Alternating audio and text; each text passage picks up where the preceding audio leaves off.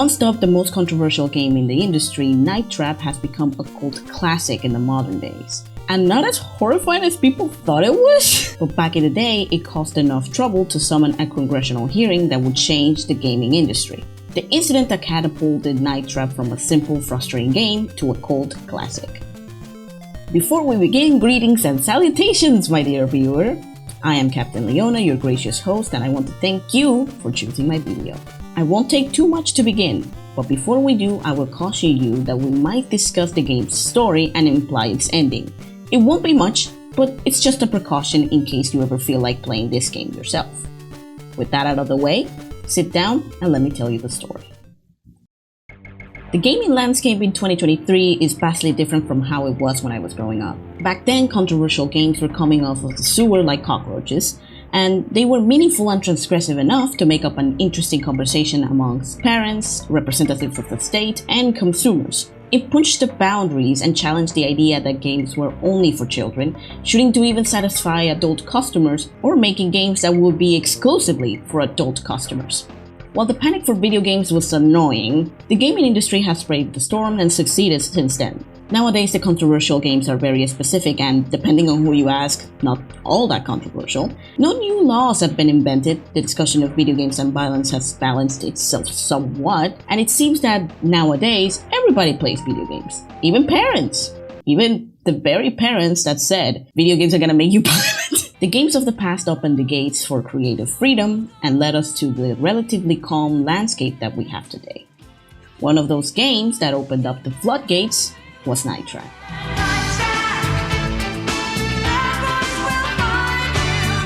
Night Trap, released in 1992, was an interactive movie game that generated significant controversy upon its release. Yes, I said movie game. This game, though not necessarily groundbreaking in terms of gameplay mechanics or the story, had a profound impact on the gaming industry, perhaps in a way that they didn't intend. You see, interactive movie games were nothing new. Just before Night Trap, we have games like Snatcher, Dragon Slayer, etc., and F&B Interactive Games before it had Space Ace and Sherlock Holmes Consulting Detective. But this one was about you in control of surveillance cameras and being told to survey over a teenage girl's sleepover in a house that, unknown to them, is infested with vampires? Oh no, the other people are vampires. Anyways, you, the surveillance camera guy, have to get rid of the enemies that will flood the house and attack the cast. You do that by using very funny traps. It's comical and it's entertaining to watch. It sounds simple, it sounds fun, but here's the catch. The gimmick of the game is perhaps its most difficult aspect. The footage you're watching is live and in real time, and there's things happening all around, sometimes at the same time, sometimes back to back, meaning that you require an amount of trial and error that is so absurd just to know where your enemies are going to be and where you need to be in order to get as many enemies as possible, because they continue to flood in when you get rid of many of them. And if you truly want to know the plot for any reason, that also means sacrificing some time and sometimes sacrificing your only chance to get rid of people to listen to certain conversations while the enemies are just fucking everywhere. Now, if you're slightly masochistic like yours truly, you might still find this to be a fun idea of a game. It's a challenge that few people will rise up to, but that's not the discussion here. Believe it or not, this insane idea of a gameplay isn't what sparked controversy. Sure, the gameplay aspect was criticized by its difficulty, but it was not enough reason for people to go up in arms about it. What was it then? Well, if you know the song, you know where we're going. One of the reasons for the controversy was graphic content and violence. Take that off your controversial game bingo card. But for the sake of being in the same page, this is what we refer to as graphic and violent content in this context.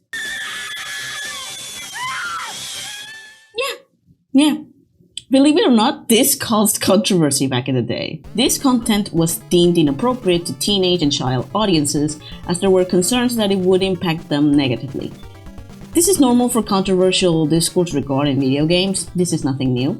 For those with an ounce of sharpness, even the tiniest one, can hear the echo of this very sentiment resonating all around our video games bad discourse. This isn't new, and you will hear me saying this over and over again in this channel. Night Trap's mechanic of allowing players to monitor and control traps to capture enemies contributed to concerns about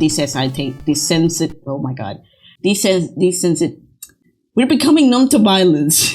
Yeah, I don't know how they think that, but that's what they were arguing.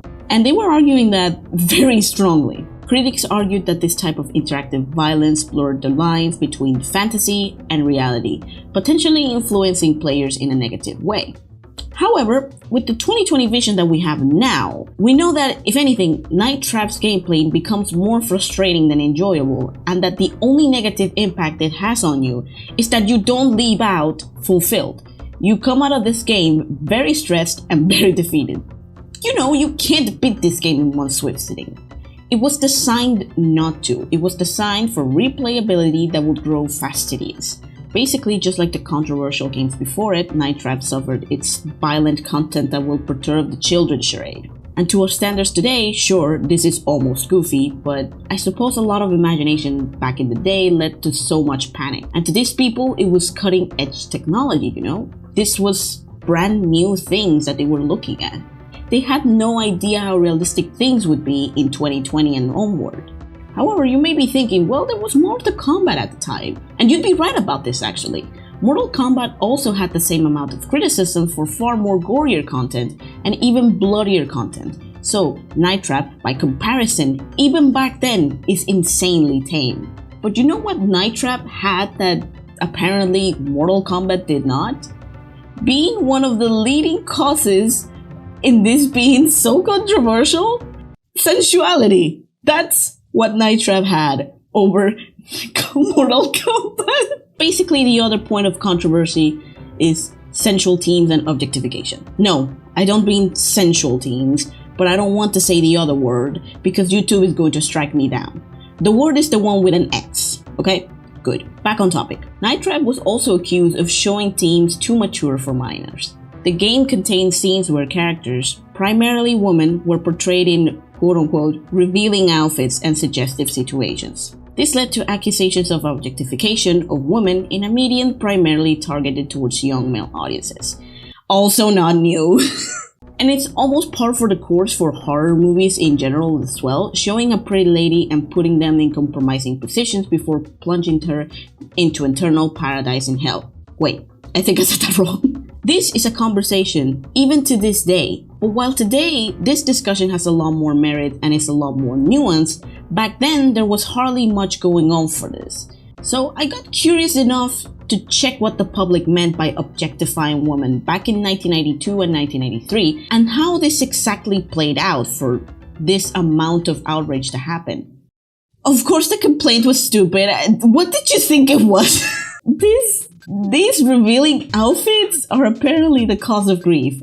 I remind you, I am a girl, and I've been in the discourse of objectification of women in video games for far too long. I've been a gamer since I was a baby. I have a lot of mileage in this discussion, and I always stress the difference between a sensual outfit and an outright inappropriate wear versus the intention and yada yada yada. Night Trap is not exactly objectifying.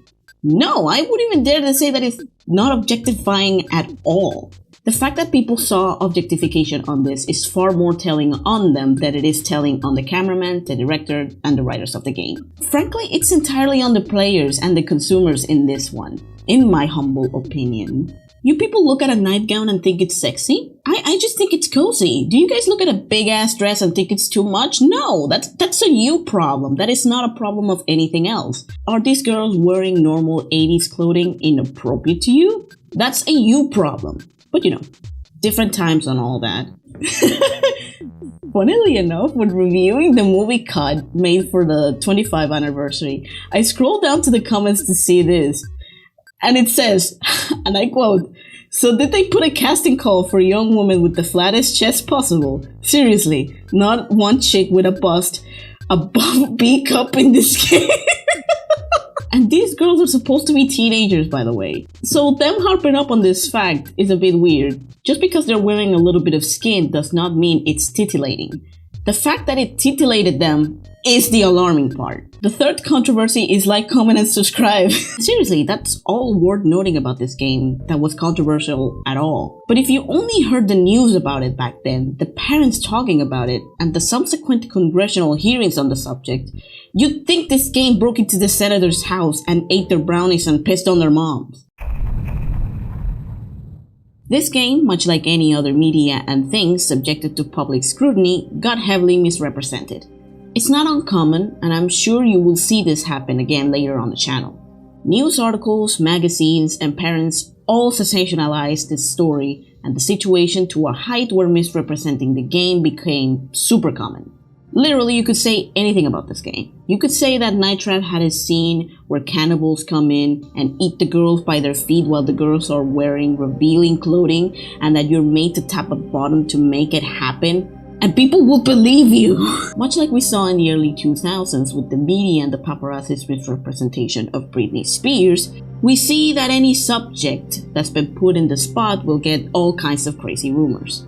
This is solely because it's easier to misinform and create a big flashy title for the sake of revenue than it is to inform. People want to cash in on the gossip. They want to get all eyes on their articles, so they continue to do this even if it harms the person.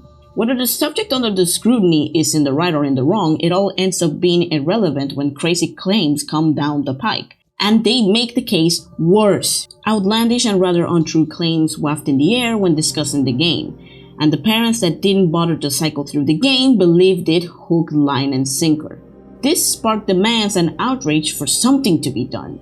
They didn't know what the fuck was going to be done, but they needed to be done. This opened the discussion of should Congress censor games, and therefore infringe on their freedom of speech.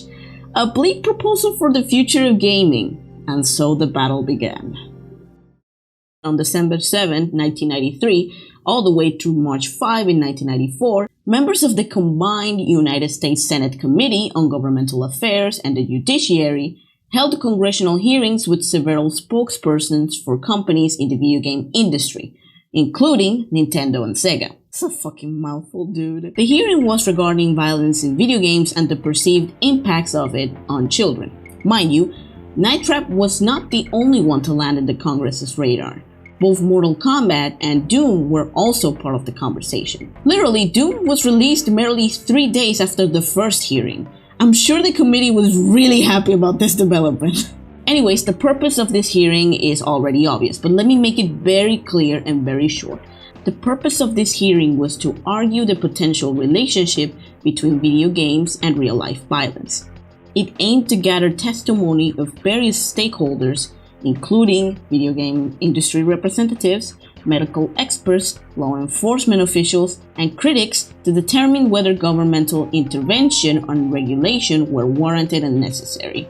Let us remember that prior to this, there was no unified content rating system, and it's also interesting to note that Sega had developed a rating system for their console in June 1993.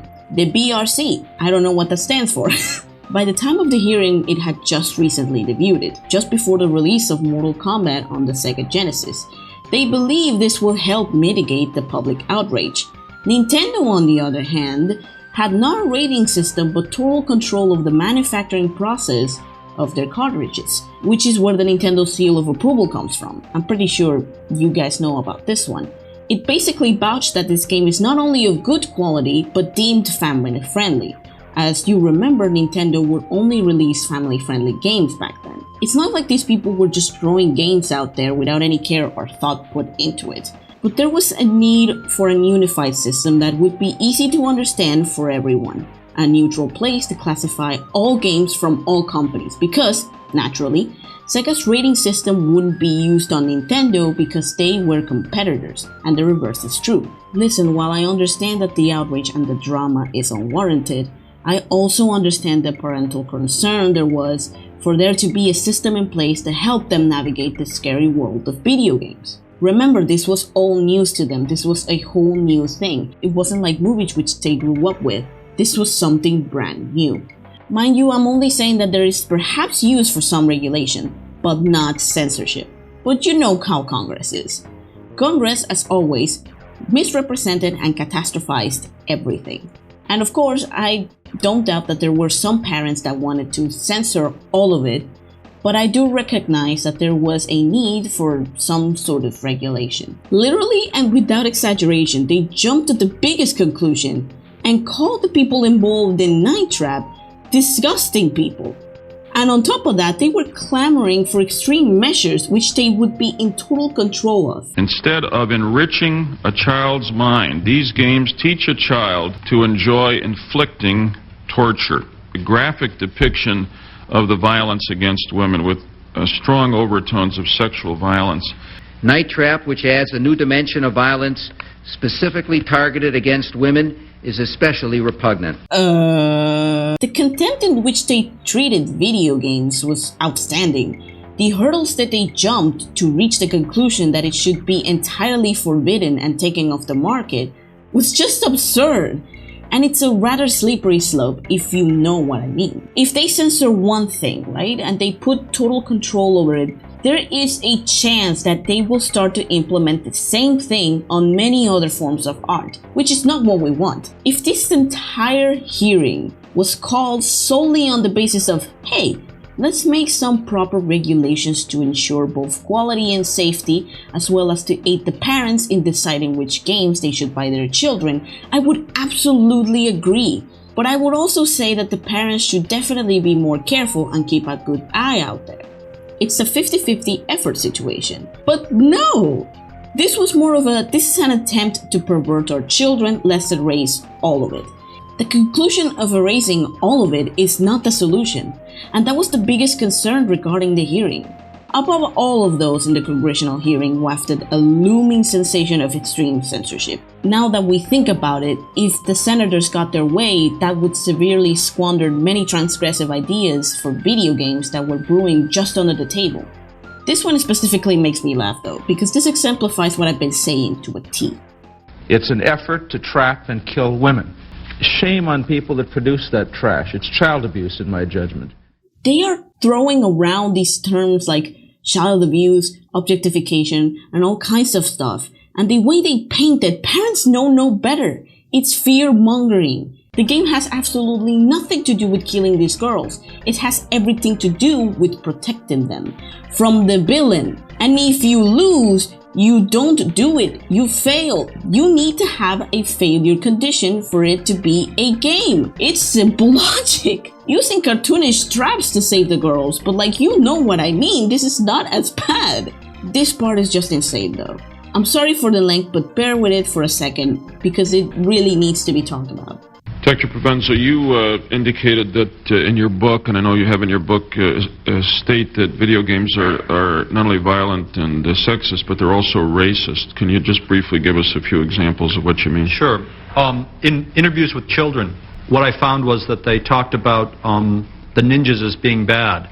And then you asked them who the ninjas were, and they were sort of like the Japs and the Chinese. Yeah. And it turns out that they perceive Asians, any Asian, as being extremely violent. As being dangerous, as being evil. It's operating at a very basic level and at times simplistic. It carries over into other areas as well. There is depictions, I believe, although it's hard to prove, but my perception of homophobia operating in terms of how certain types of women are portrayed. I think that there are also things about race in terms of black and color issues that are clearly there.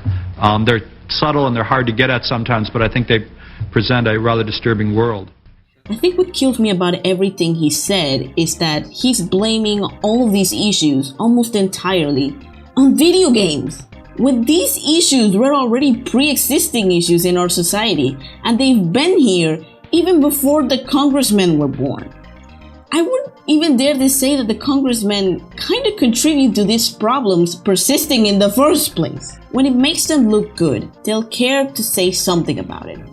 And this is a theme that is prevalent in all Congress hearings of this time. The PMRC Congressional Hearing had the same issue, where they imposed some moral panic and blamed the media that they wanted to blame, spewing falsehood to and fro, which, by the way, a very interesting case. Sorry, I didn't mean to get carried away with how ridiculous this is. I will provide a link to the full hearing as well as a shortened version of it if you want to have a great laugh about it. As I mentioned before, the congressional hearing was not just a 1 month thing, okay? It was like a several month thing. So there's a lot to talk about and there was a lot to discuss. But I think I pretty much covered most of it. The testimony from Congress was basically this. We have a responsibility to the children of this nation. This game should be taken off the market. The games are going to turn our children into violent criminals in the future. For failing to think about all the other factors that take place to make a criminal, but okay. Basically blaming video games for a myriad of problems that they've been having for ages, using this brand new media as a scapegoat once again, and cementing this rhetoric to many parents over the ages to come.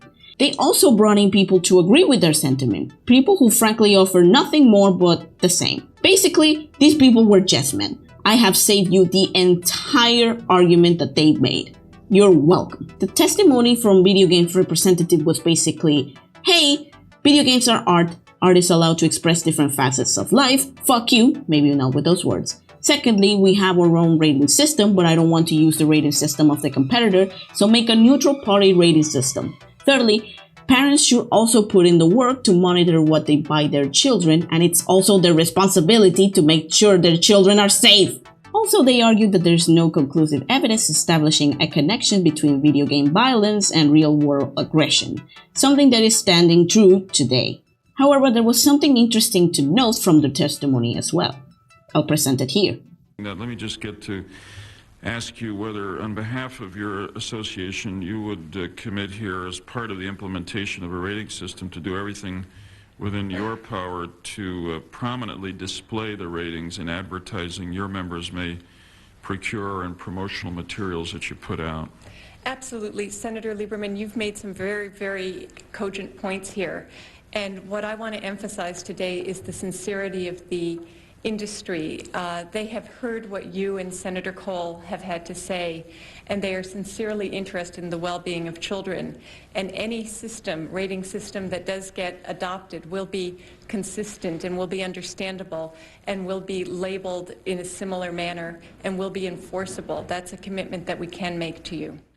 This is what astounds me about the situation. While Congress was clearly aiming to make them look bad and destroy their reputation and the reputation of all gaming content, Sega, Nintendo, and all other companies were willing to comply and put into effect a rating system that would work for all, for the sake of ensuring safety. And they even gave their word that they would implement them properly. They were willing to help. They were willing to just do the right thing. It's the clear disdain and the attack from Congress that kind of pisses me off, because they're not coming at this from an angle of precaution and implementing good regulations that would help both parties. They clearly had the intent of bringing down these people. They had malice from the get-go. This was also the case in the aforementioned PMRC hearing, for they wanted to completely regulate what kind of music should be allowed. Were they aware that this fear-mongering will trickle down in history? Was that their intent? Were they aware that this would have lifelong consequences and lots of misinformation spreading like wildfire for years to come? I don't think I will ever figure that out. Regardless, from this incident, the Entertainment Software Rating Board was born, the very popular and famous ESRB rating. Yeah, the rating board that most parents end up ignoring anyways? Yeah. The ESRB was formally introduced to Congress in 1994 to show that they had met Lieberman's goal, and the board became officially active in September 13, 1994. Now, frankly, it was probably the best result that we could have had, since it was a really good and comprehensive system to classify and go off of as an adult trying to buy a gift for your child. But something continues to tick me off. Congress didn't get to fully censor video games and put their paws in every game that has come out since, which is obviously a win for us because it would then bring up the question of the First Amendment and freedom of speech on all kinds of medias and art forms. But they completely ruined the Night Trap to the point where all we talk about with this game is the goddamn hearing. Hell, even I am doing it right now. I feel a little bad about it even. They spread misinformation, outrageous panic, and led many parents to believe forever that their children would grow up to be murderers because they entertained themselves playing Mario Party for like a second. Honestly though, I too would become murderers while playing Mario Party. They did win somewhat. They permanently damaged the name of a video game, quite unlike they did with films. Everybody involved in Night Trap will have their game, which was frankly not the best of games, forever tainted with this big event that happened to it. Everything from that point on was changed in video game history, at least a tiny bit. And that is kinda sad to think about. This talking point and outrage was ever present for the years to come, so this did little in helping mitigate the situation. Mind you, the conversation was already there, it just got worse because of this. This part doesn't feel so much like a win, because it would ride on the back of many gamers to come, and many parents would be pushed into believing the worst from the most harmless of games. But at least we got a good-ish outcome for this, where games could still dare to push the limits of not only their consoles, but to disturb the comfortable. And we all know that horror is to disturb the comfortable and to comfort the disturbed. So, in closing, Night Trap perhaps was not the best game ever made. We don't argue against that. But it was a pivotal and important part of gaming history that deserves to be looked at as a catalyst rather than a moral panic that the Congress wanted you to believe in. The game is imperfect, we could talk about that all day, and there's many videos doing that, but by God is it a funny, stupid little thing to look back to. And it did huge in shaking the table and getting people to piss their pants over it, even if on the way it nearly cost the freedom of speech of future games. But luckily, that never happened, and we can just continue to enjoy this little conversation because nothing like that happened.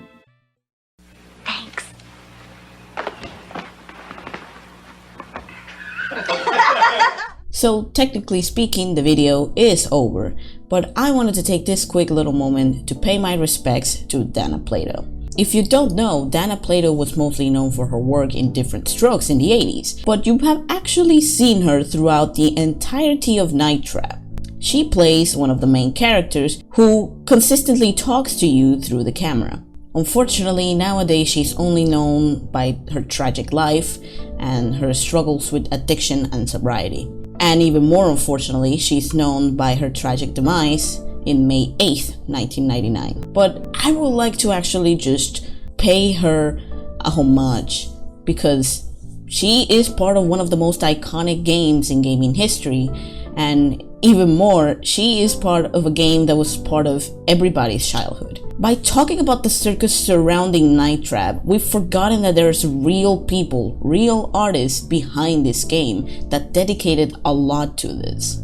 And they had a lot of fun. They put a lot of love into it, and frankly, I can't imagine a world without Night Trap. Even though the game is frustrating, it's still very fun to play, and I would like to remember Dana Plato for her work in this iconic work, more than her tragic life.